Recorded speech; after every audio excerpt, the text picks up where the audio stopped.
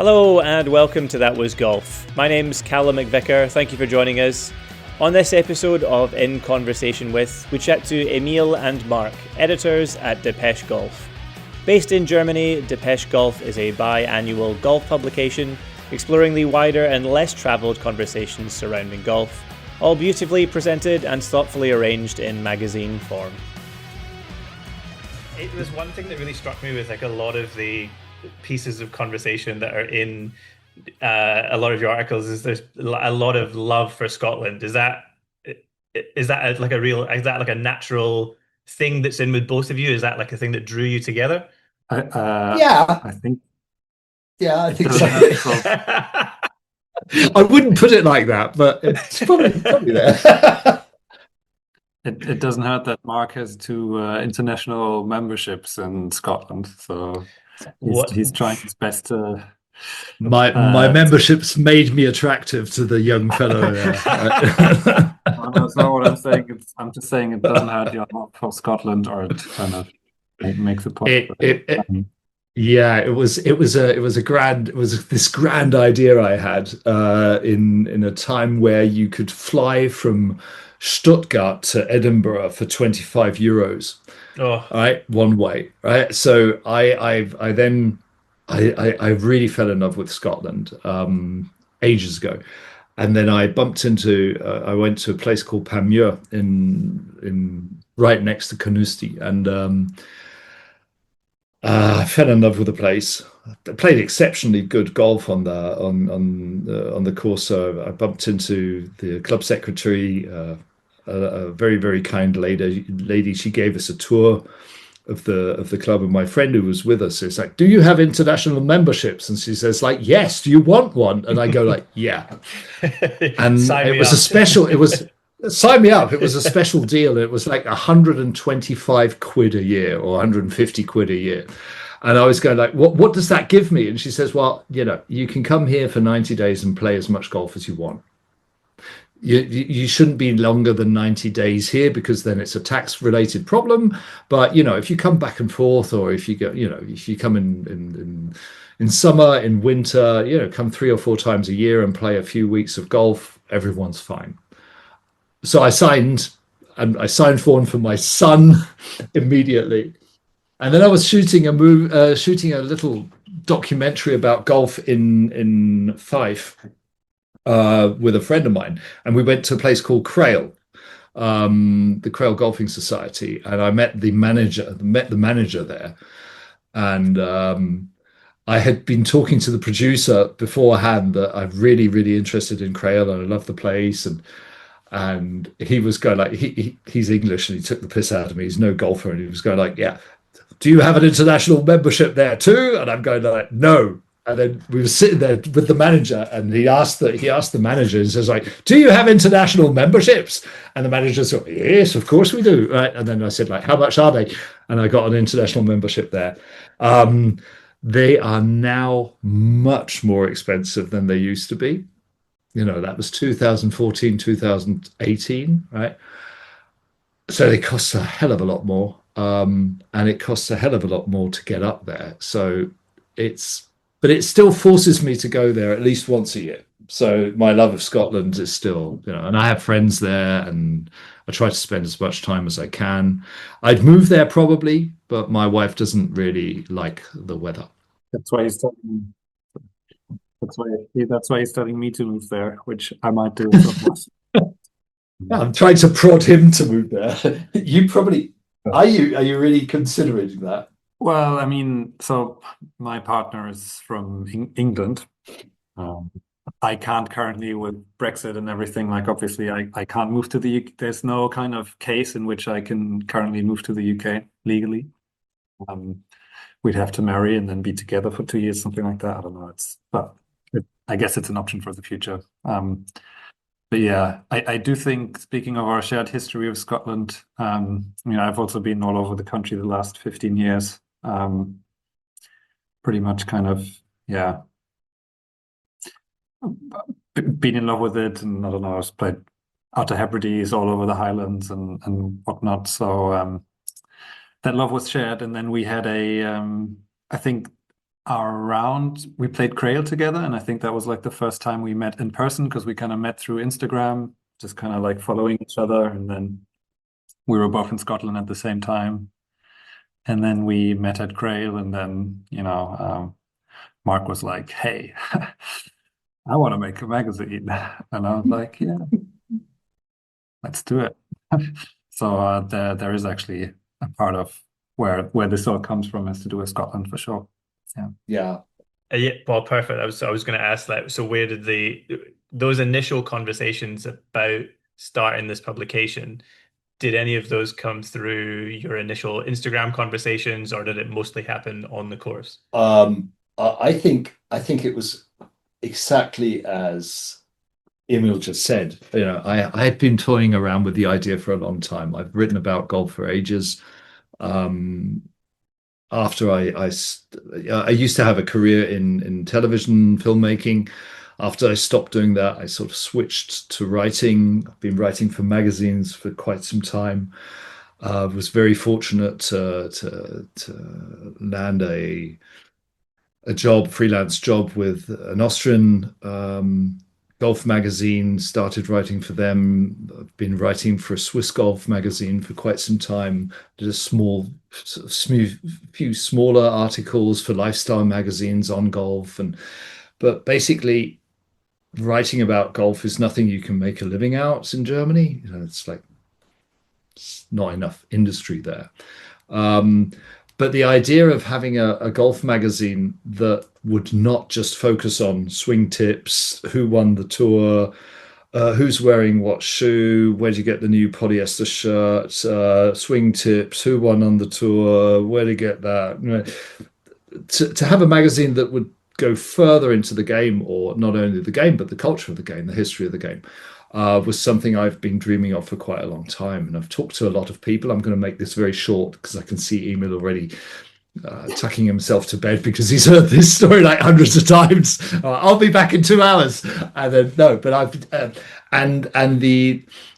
there's a huge amount of cynicism when it comes to publishing anyway nowadays, because everyone's saying like nobody reads, nobody needs magazines, blah blah blah. But if you look at the magazine scene, there's a hell of a lot of magazines out there, tiny magazines, larger magazines, smaller magazines about everything. So I was always going on about, yeah, I want this magazine, I need this magazine, I need this magazine. And most of the people I talked to were like, yeah, but who's going to finance it? And then, yeah, it's difficult. And then everyone sort of wanted to stay in bed. And Emil just said like, yeah, that's a good idea.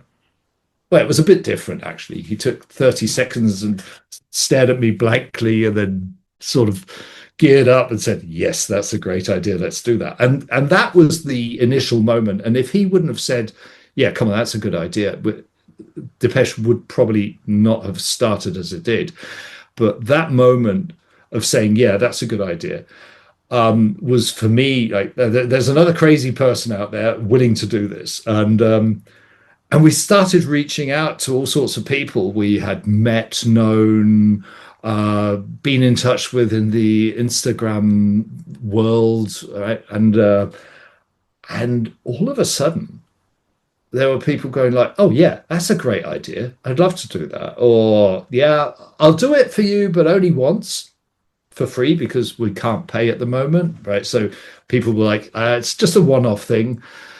Loads of these people who said it was a one-off thing are still working with us because they cherish what we do. So because we do try to bring their work in a way that people will relate to, like, feel that it's worth something, that it's worth their time, it's worth the reader's time. So yeah, that's basically the short version. And we're now currently working on the 5th issue. Come out twice a year. It's nearly a kilo heavy. The thing is, the last one was a bit too heavy, but so we got into a bit of a shipping problem because you can't send it as a letter anymore. So shipping costs have been up. But yours is still on the way, by the way. Yeah, probably still on the way. And it takes ages to get stuff to Australia. I don't know why, but I would imagine as well that it's down the back of I one of my Christmas temp jobs during COVID was working for the post office in Glasgow, and the amount of small packages and letters and things that you would find down the back of one of those big parcel bags, and the date would be from 6 months, a year, 2 years prior, and you're like, oh yeah, I now can see how things end up getting lost in the post so That is the frequently. man who can give us the answers. Oh, that's the man giving us the answers. No, it has been a bit of a bother. Shipping is a bit of a bother nowadays. Um, what one gets the impression that, people might not be used to shipping anymore. Like, oh, why not send an internet? Why not send an email or send it through the internet? Because it seems so difficult. We get a lot of stuff sent back. We get a lot of stuff that doesn't really reach our reader. So that's a bit of a problem, especially, and now the great news behind all these bad news, if you have readers all over the world, and that's what we have. It's been a fantastic journey, even though it's not thousands of readers, but they're all over the world. So we do know how much it costs to send to Australia, Canada, America, if possible, South America. Where is the most unusual place you've sent an issue to? Unusual in terms of somewhere that you would not expect somebody to be picking up a magazine about golf that's not the usual topics of golf as well. I was actually thinking maybe That's a actually great one of question. our collaborators, which is not so far away from us, but Sarah in Belgrade, Serbia. I Oh think yeah, there's okay. maybe one golf course in that country, so I'm not sure how many golf magazines get sent there. But yeah, we also had trouble shipping there, but I think they've eventually arrived. Sometimes the furthest away places are not the ones that take the longest to ship. I think Yeah. Portugal and Serbia have been just as long as shipping to New Zealand or Canada but I mean otherwise we have a collaborator who I think we've shipped to Jakarta to him to Indonesia. Yeah. Yeah. Other than that, I need to look through the list in terms of customers, but I think I came up with a joke like 2 issues ago that we need to reach out to the Antarctica station to send one there because that would be the last continent we haven't sent to, something along that line. But in very That's not too far away from Australia no, either. you could probably go over there quicker than we'd have it sent there. But we've been very fortunate to have found readers all over the world, which gives us hope that there are not only readers all over the world, but there might be more readers all over the world because we're still very small, still very niche product. Yeah, I mean, I think it's probably the thing that connected me and drew me into the publication on a whole. I cannot distinctly remember the first sort of interactions of finding you, following you. I can't remember exactly how those were, but I do remember looking at it and thinking, oh yeah, this is definitely something up my street. The amount of nooks and crannies of golf that you would probably forget when you think of golf as a whole that were in a lot of your issues. I felt like I'd found a place to say, oh, this is the kind of community that I want to be part of. This is the kind of community that I want to, help create myself as well. And it was really nice to as well. I just thank you for taking the time out to do this as well. It was really nice to connect with you because I've only done a couple of interview episodes for the podcast so far. You are number 3. So to reach out to you and then have you say, "Oh yeah, we'd be very interested in that." I was like, This is great. These are the kind of people that I like to play golf with and talk about golf with because there's always a different angle. There's always a different story, other than like you say, other than just hey, Scotty Scheffler's really good at golf, isn't he? Yeah, he yeah, I is. mean, yeah. I mean, it's been one of the most, like if we think about, besides all the sometimes, on have like Mondays and Tuesdays are the Thursdays are the main days I can focus on Depeche, and then sometimes I'll have I don't know, this creative thing I want to do, and then I'm caught up for 5 hours with like exchanging mails about shippings getting lost and blah blah blah. So like there are parts of it which are like obviously quite Tedious. yeah, tedious. But then I think the Sorry. highlight and like the biggest reward really has been, I think, getting to know, and I think we love getting to know people, and I think we've loved connecting with people all over the world who can relate to what we do and who we can relate to. So it's always a joy to do that. Yeah, and it's Um, really it's a bit of a pity that this isn't being broadcasted with moving pictures, because the viewers would have seen me wipe a tear out of my eyes, because it does move me when people say that's like that, and it's true. Emil knows I'm a teary guy. I do tend to cry, but that is exactly one of the, as Emil just said, one of the major motivations we have.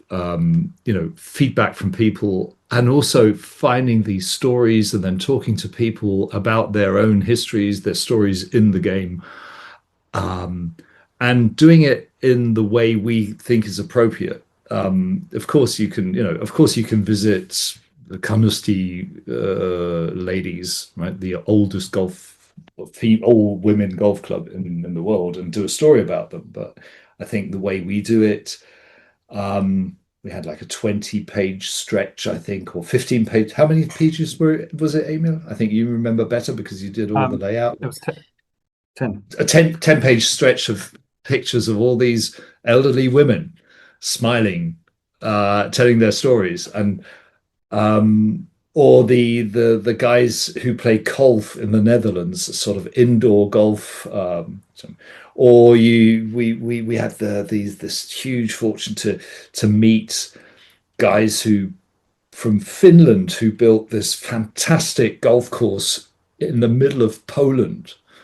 That and it's a design wonder. It's one of the nicest courses you can imagine, and it's like in the middle of nowhere. And going there, talking to these people, or traveling through New Zealand, or traveling through Canada with people that share our values, share the way we see golf, cherish the same things about golf, because it's such a huge and vast field. Like you can, as you said, like Scotty Scheffler is a great golfer, and we all agree, and we could probably talk about that for 10 minutes, but you could also talk about the intricacies of flag design, or how tee boxes look, or how a halfway house would work, or the quality of a burger after your round seen on a global scheme, or how the size of French fries collaborates to the price of the round, or whatever. There's so much there, and the good thing about golf is we've always written about the game. People who play golf have always written about it, maybe because a lot of academics were or pulled towards the game, or a lot of artists, but there's a huge amount of literature and topics we can talk, and there's history, well, I don't see us really stopping if they don't make us stop. There's so many stories. It's like Emil keeps going on, and he keeps going on. When we start talking, and then he'll go like, "Yeah, but that's the next issue, or the issue after the next issue, because the next issue is already full." And so it never stops. And yeah. Okay, sorry.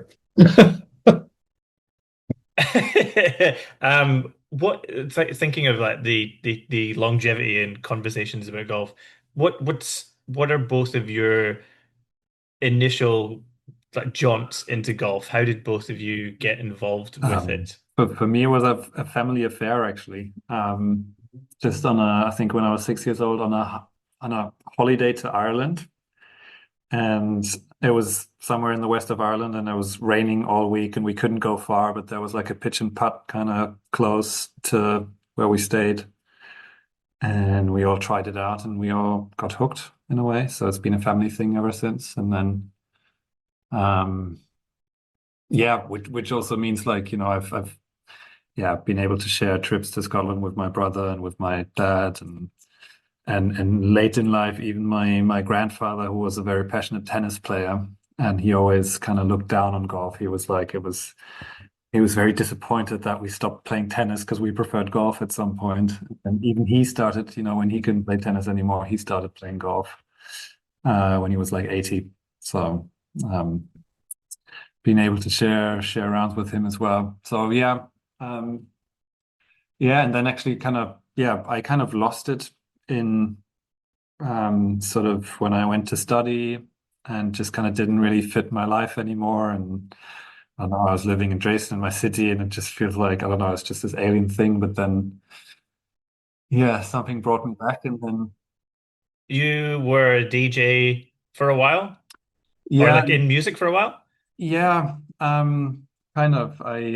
So in Dresden, where I lived for 5 years, I was part of a collective. We basically established a cultural space and music venue, and I was DJing there a lot. And yeah, I still have my two record players and about 1,000 records sitting there. But I'm a retired DJ now. I only very occasionally do it for fun. But Well, he does it yeah, at our events. He will do it if he's forced to do it. He will do it, and he does like doing it.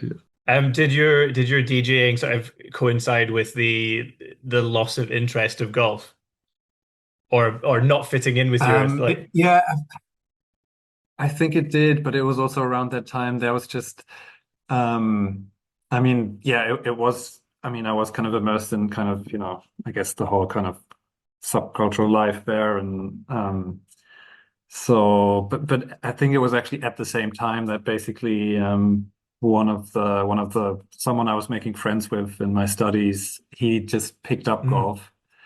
And then, like even after like half a year of knowing each other, he found out like, I've played golf since I was 6. It's kind of and then he actually he's like, yeah, do you want to come with me and teach me? And then um yeah, it actually gave me yeah, for me it was like yeah, I don't know how to say this.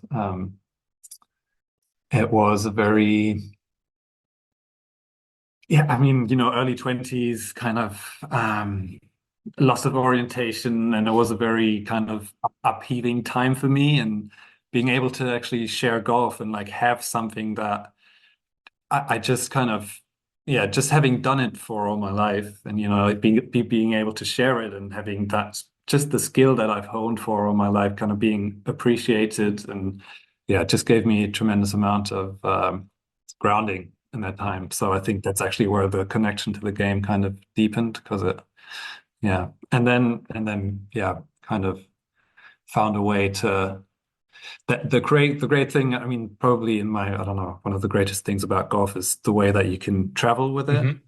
Hmm. Um, and then, yeah, that's how I kind of, if I can travel with golf my way, that's also a way for me to kind of reconcile like how, I can't do like a normal golf trip, but if I can backpack and hitchhike and camp and go to the Outer Hebrides and play little 9-hole courses, then that feels like something to me that I can very much kind of identify with. So yeah, that was my kind of journey back into loving the game, Hmm. but I had to be kind of out of it to come back at it my way. And I guess kind of that's where that's where we feel kind of, I guess, a similar kind of connection to the game, that we've kind of, yeah, had to come through it our way, and kind of love it in our way, and feel like there are other people out there who love the game deeply, but also are looking for ways to identify with it in kind of their own way, something like that.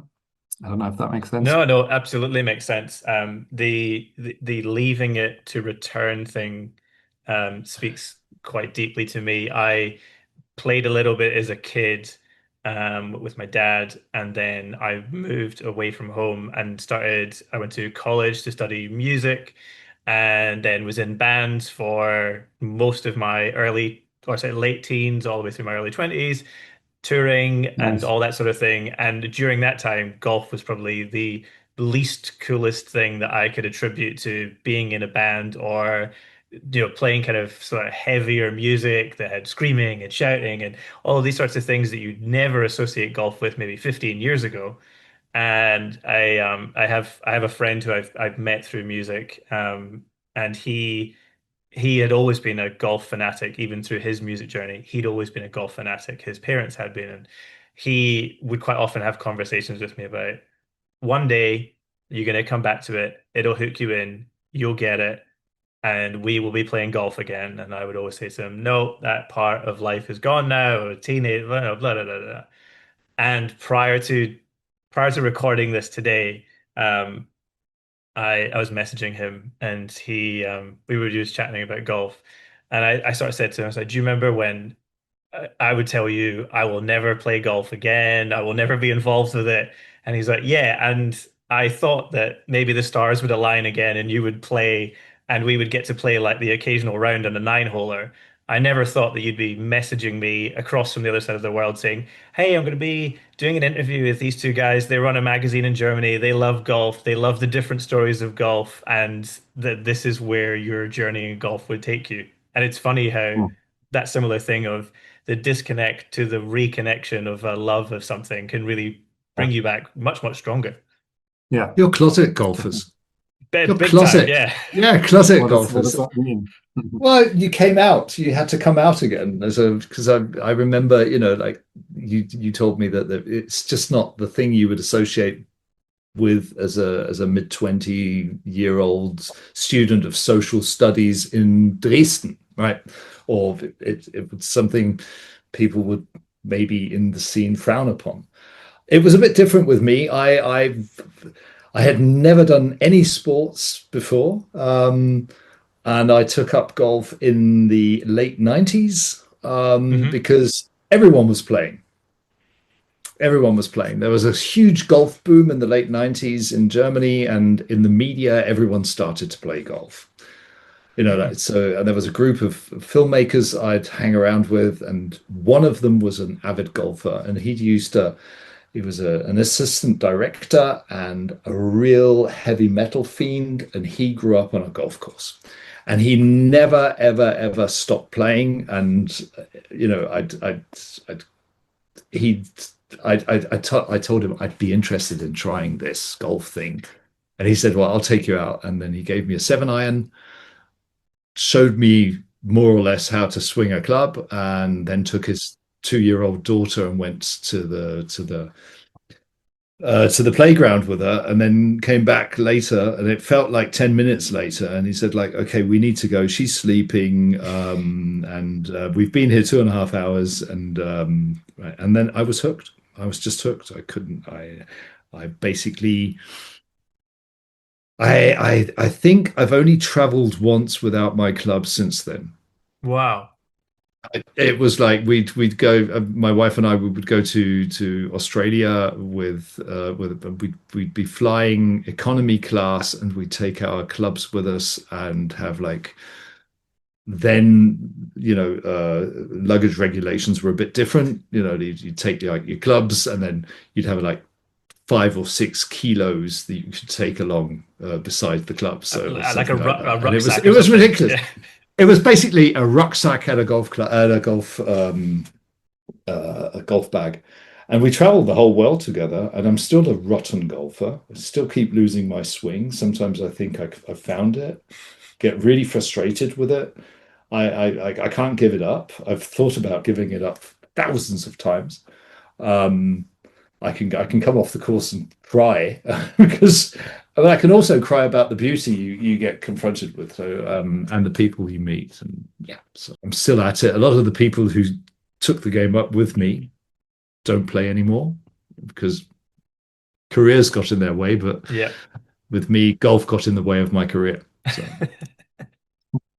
I decided to leave the office at 7 o'clock in the evening and not stay. Oh, brilliant. Love it. Oh yeah, yeah. In terms of the journey of Depeche Golf so far, what has been some of your biggest learning? I noticed that in the introduction in episode 1, there's a little section that says we've had a few a few laughs. We've had quite a few sort of big mistakes. Um, what are some of those kind of big mistakes that you have faced and overcome to be at this point where you are 2 years later?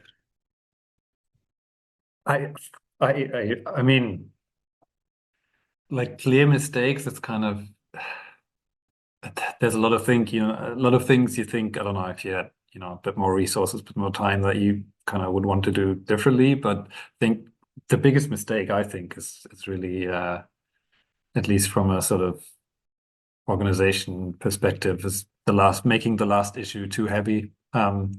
So I don't know how we didn't think about this. So we always had it at 144 pages, and basically it was like around 900 grams. And the way that we shipped around the world is based on being less than 1 kilo and being able to send them as letters, which, like we can send anywhere in the world for like €8.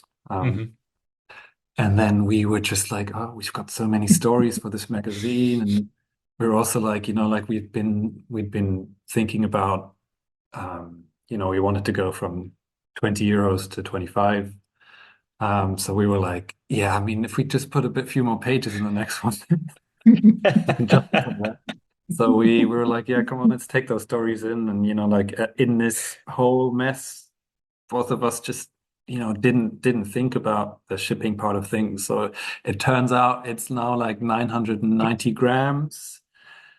And put on that, the packaging, and which means that, like we have to send in 2 kilogram packages. But obviously we can't give this cost to the reader. So, every international shipping of issue 4 costs us like, I think, I don't know, by the end of because we're shipping with a distributor who helps us, or a fulfillment service basically. So at the end, every issue of every issue 4 we ship internationally costs us €20.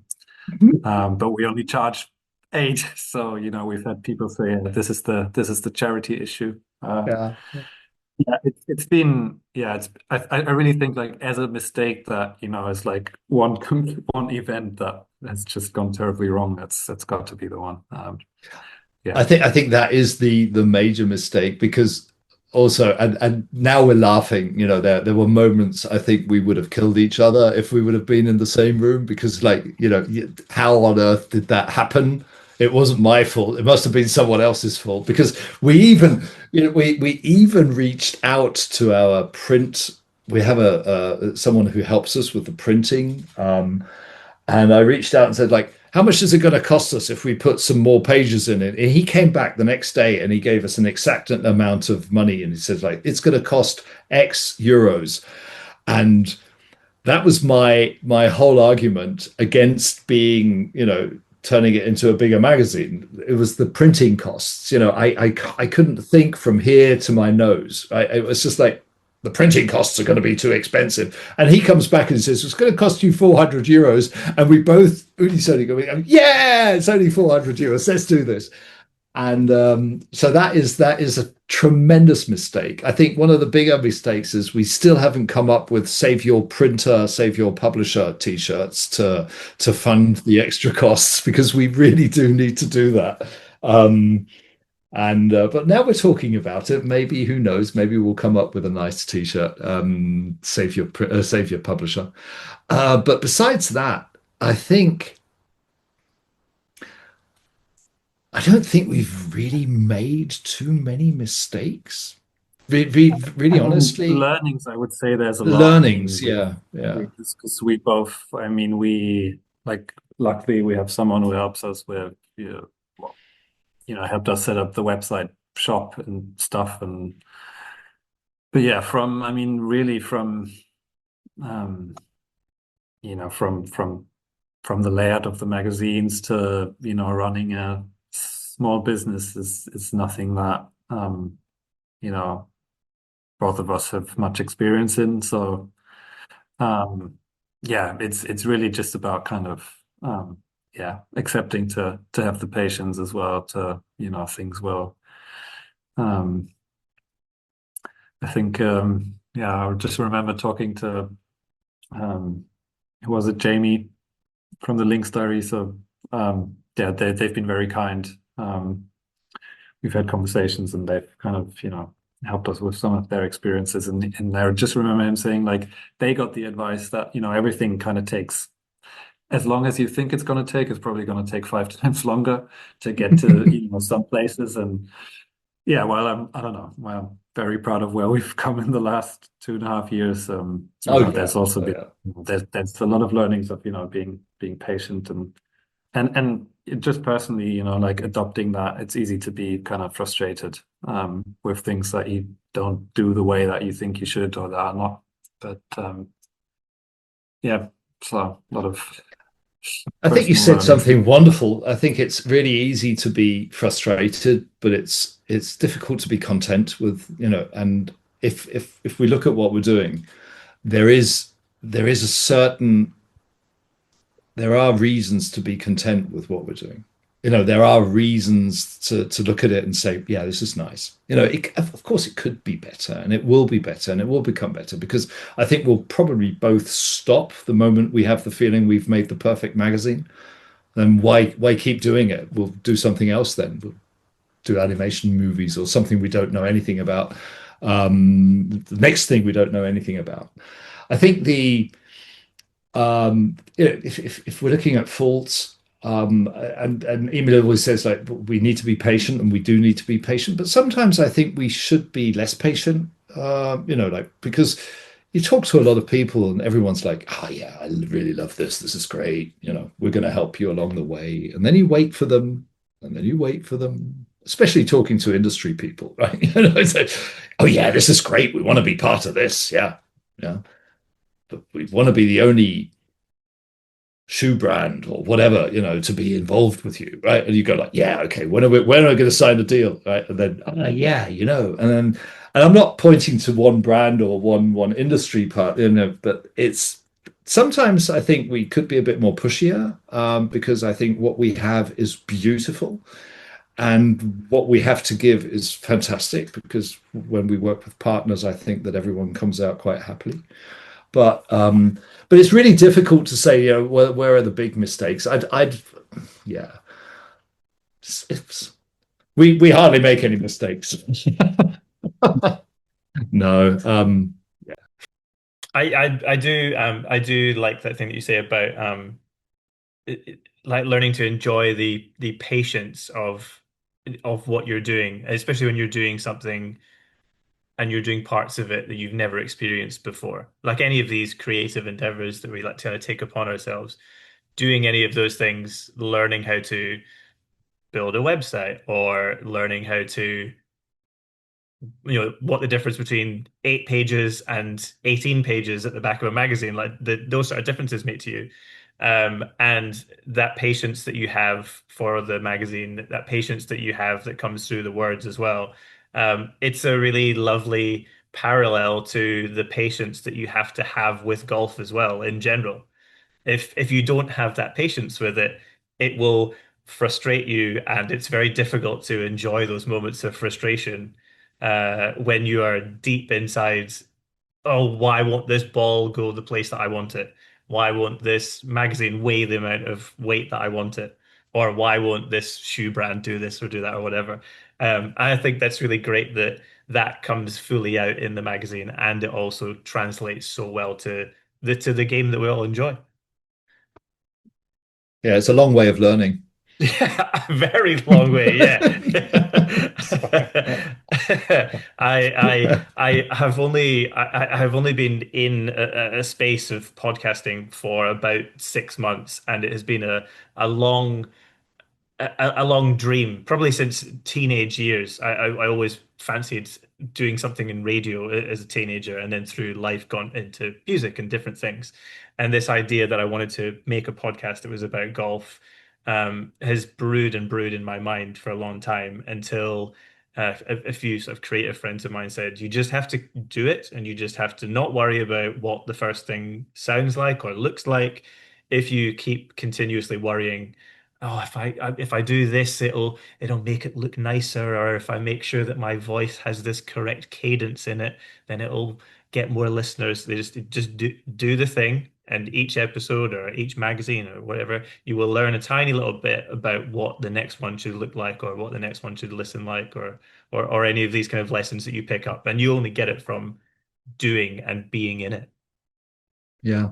It's really strange and frightening how true these truisms always are. Yeah. Like it's really frightening. Like, God, it's really like that. Yes, it is like that. Good is good enough sometimes, right? And then perfection is the enemy of good, right? So like, or even doing, or right? completion. Yeah, or of completion, because yes, absolutely. And having been in creative businesses for all my life, I still have that fear, like, am I going to let go now and give it out to the world, or should we do another round? Should we rework it? When is a text finished? Like, especially writing, like, there's so much you can do. You can change change the last sentence, change the first sentence, change the wording, call him by his first name, last name. Yeah, there's so much you can do.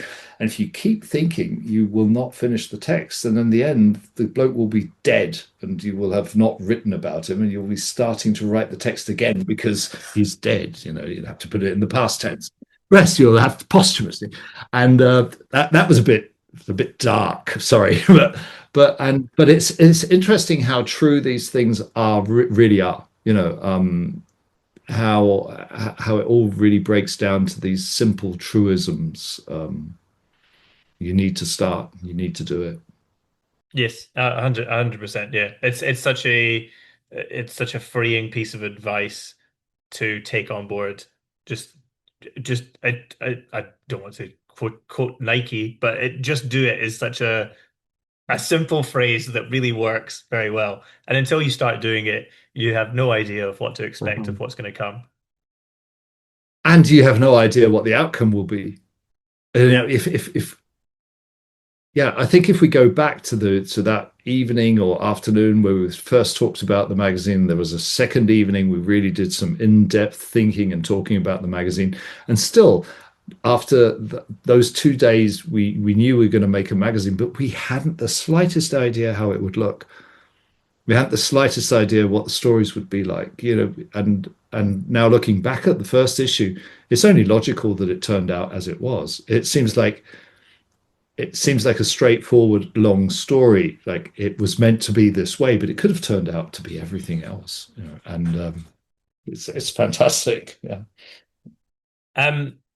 Along the sort of two and a bit year journey that you've had so far, there's quite a few like social media, I guess, kind of contributors that you've had. So you've had, Speed Golf, and then you've had Eric Anders Lang as well.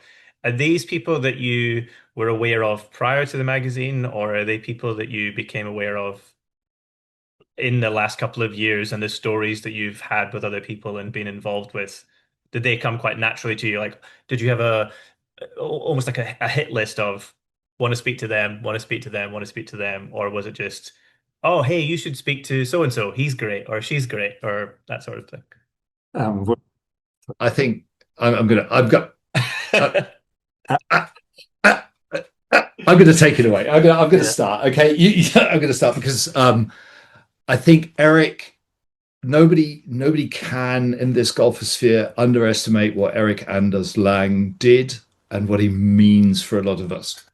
Even though that you don't have to like everything he's done, but there's this dude who opens up his show saying, "Hi, my name's Eric, and this is Adventures in Golf." And he'll walk over the fairway, and he'll have this chatty tone. He'll be wearing plimsolls. He'll be wearing cool stuff. He'll be looking like your regular dude, which he is not, right?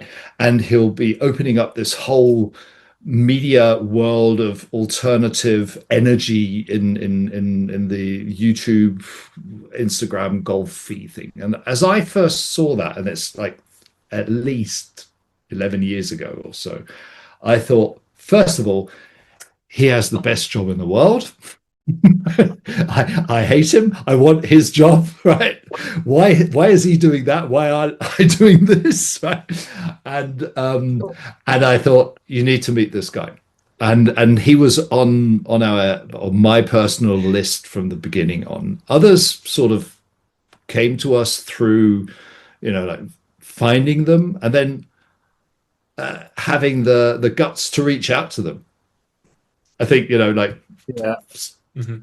I remember you reaching out to Speed Golf, right, and to Rob. Well, I mean, the funny thing with Speed Golf, Rob, is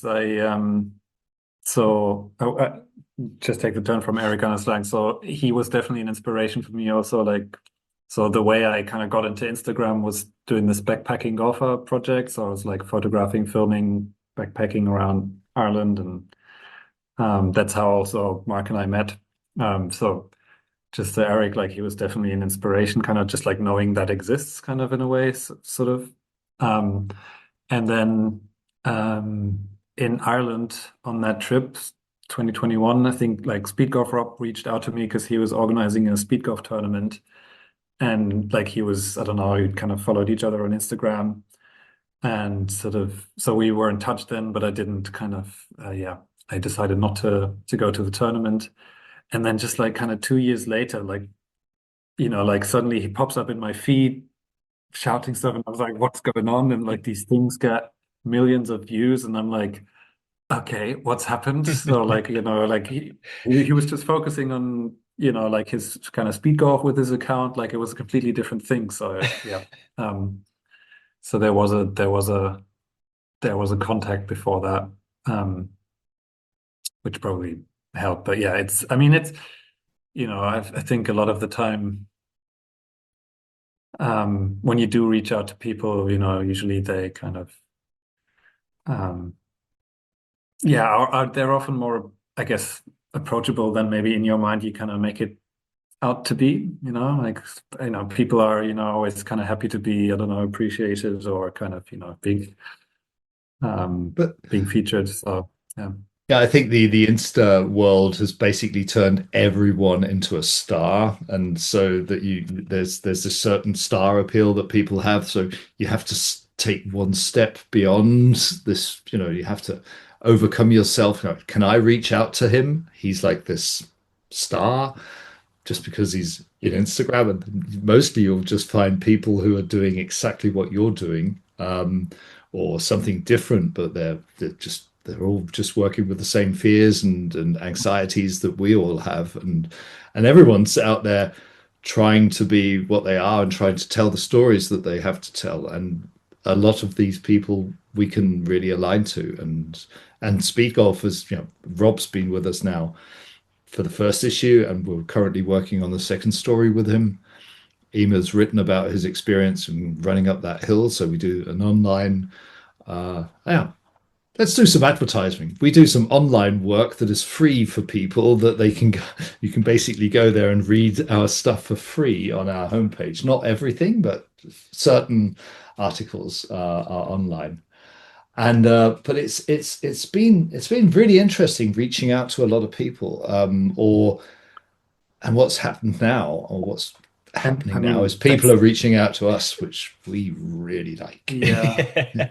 That said, though, it's still kind of, I do also, it's still difficult for me to kind of, I don't know, anytime I write a mail to, I'll say people like that, I don't know, I'll be like, I don't know, am I approaching this wrong in whatever way or so? Yeah, but it's also one of those things, I think, just only like doing it often enough and kind of will actually give me some kind of, and then maybe doing it wrong often enough will kind of get you to a point where you just do it and you kind of learn to deal with it. Learn to deal with the possible rejection of, I'm not really interested in that. You just go, all right, okay, well, who's the next person? Who's the next on the list? Who's the next on the list? And also like how to communicate them, and kind of also, I guess also just like being clear in your communication, and like what you want or what you need, or kind of it's challenging, I guess. But there's always one challenge in most of these stories, is when I have to after chatting people up for a quarter of an hour, and I have to then say, you do know there is no money in this yet. That is for me, that's the biggest hurdle I have to take in most of these conversations. But yeah, it's been extremely satisfying up until now.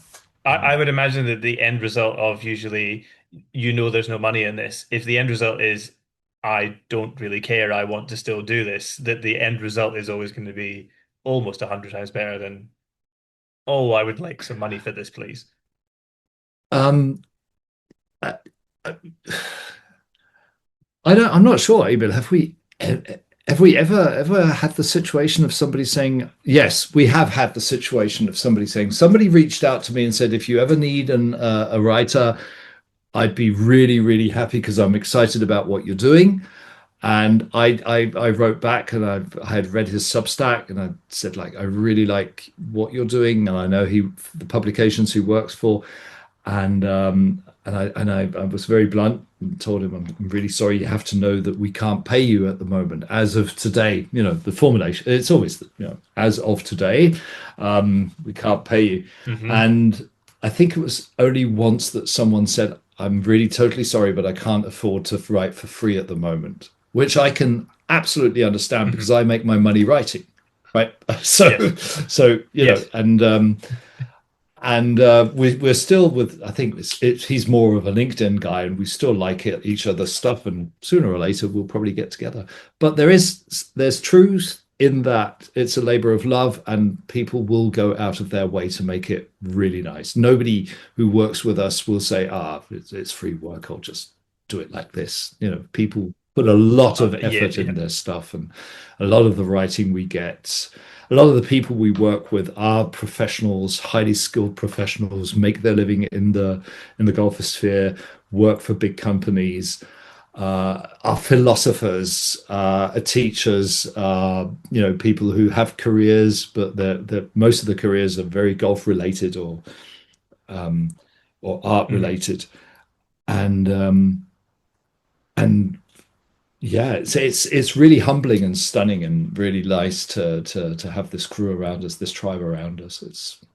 I have to say thank you to all our collaborators at one point in this podcast. I'd do it now. Thank you all. Yeah. But one of my other things that I wanted to ask you about was you are part of the Low Cut Cup, which is a competition in Ireland, I believe, that you are having, and you are providing a campsite. Is that the correct wording? Yeah. That's the correct wording. So yeah, our friend Jody Crosby, who goes by the name of Low Cut on Instagram as well. So he's a photographer, and he's done 2 stories with us and 3rd and 4th issues. And he basically, so he wanted to set up an event and get partners involved. So the event's going to be at Russappenna, which is 3 pretty amazing courses in Donegal in Ireland. And we wanted to be part of it because we love everything that Jody's doing and kind of wanted to be a part of that. The thing is, it's a very special experience.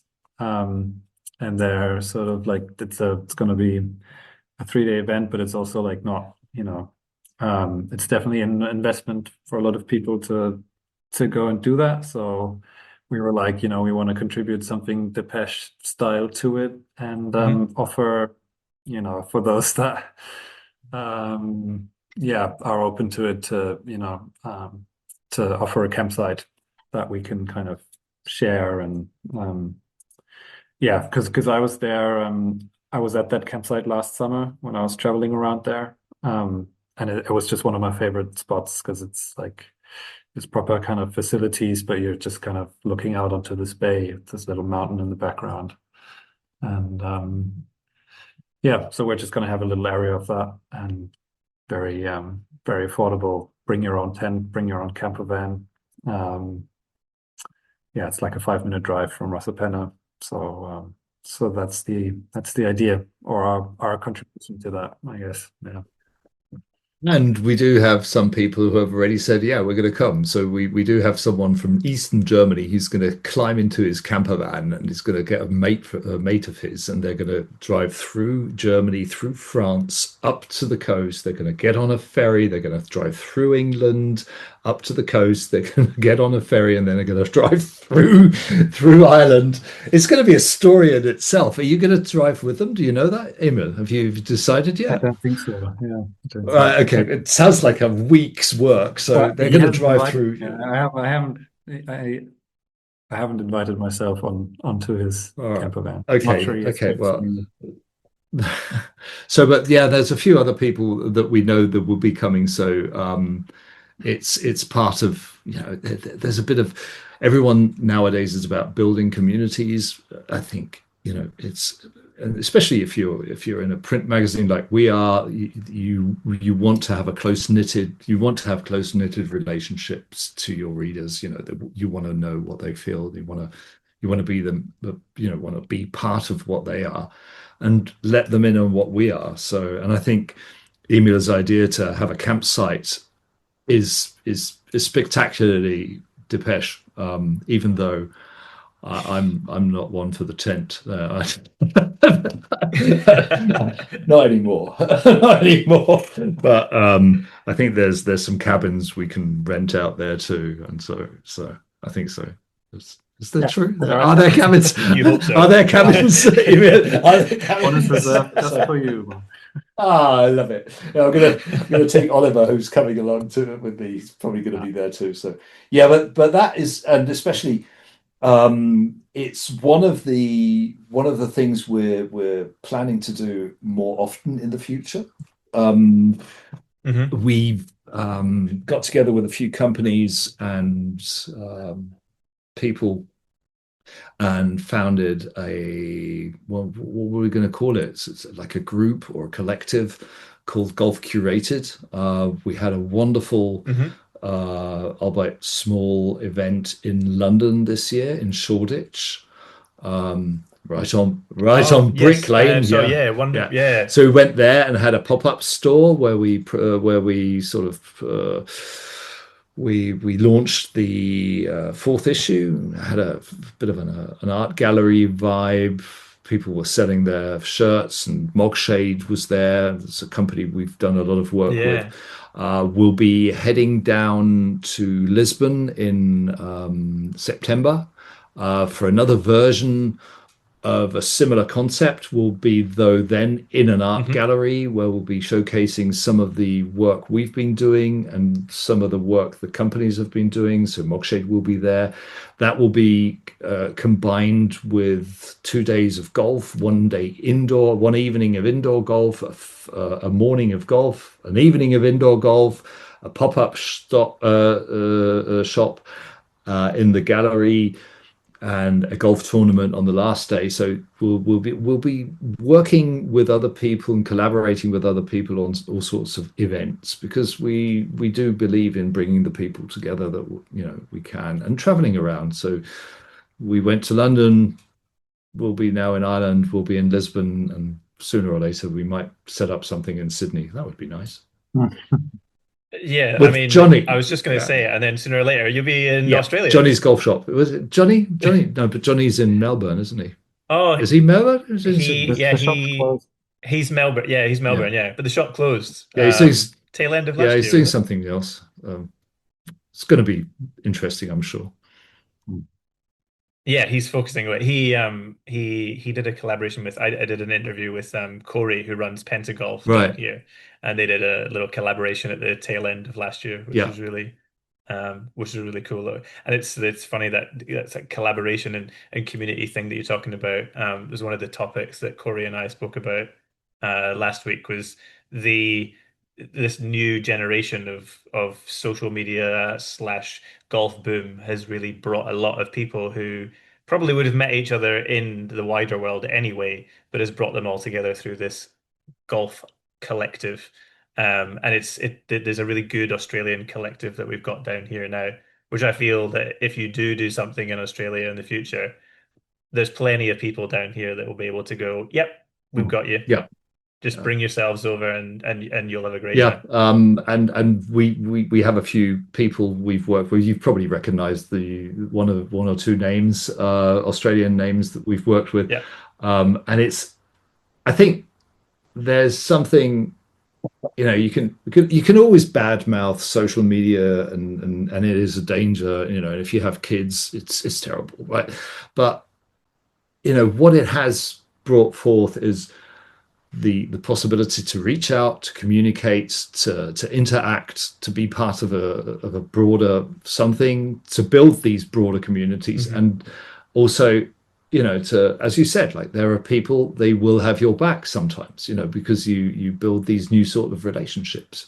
They'll help you out with, like we reached out to Will because we were doing this story about Kings Island, and said, like, because I used to write for Will's magazine Caddy, that's like 10 years ago or whatever, and I said, like, can you help us? We got this wonderful story, but we don't have really good picture material. And it was a matter of like hours we had material, and it was like, yeah, great, happy to help. And I think that is something that has generally changed in the golfosphere.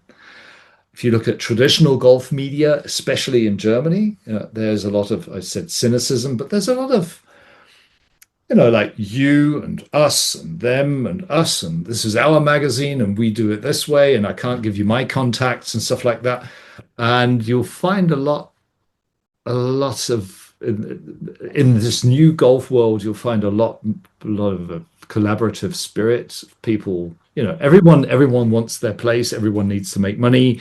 That's, all that set aside. But there's this idea, I think there's more togetherness. There's more a feeling of there's enough for all of us.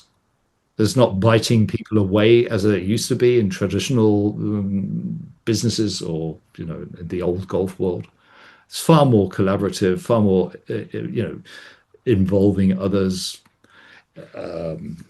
What's the word? I'm looking for a word. Inclusive. Yeah, it's far more inclusive. There you go. Yeah, that's it. Yeah. Sorry. Talked about 5 minutes looking for that word.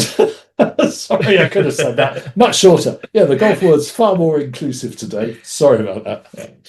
That's all right. The post edit will perfectly have you just go straight to inclusive. I've got you covered. Don't worry, Mark. Yeah. Okay. Just what did Eric say as well? We were chatting with Eric for 2 hours, and I said, like, oh fuck yeah, somebody's gonna have to edit this, and he's going like, well, just give it to ChatGPT. I didn't, but I was tempted. No. I would like, if possible, from both of you to give me who, male or female, you think will be the best or highest ranking German golfer for the rest of the year. I don't want to take it away from Mark, because I feel like it's hometown. I think I know. It's hometown. Yeah, I think it's my hometown. Talent, but I think that Helen Bream's gonna have her breakthrough. And my name's Emil, and that was golf. I don't disagree with my partner, not on many things, and I'm totally with him. I think that Helen Bream will. I've seen her play many times. It's something to behold. I think she will be the highest ranking female golfer from Germany this year. My name's Mark, and that was golf.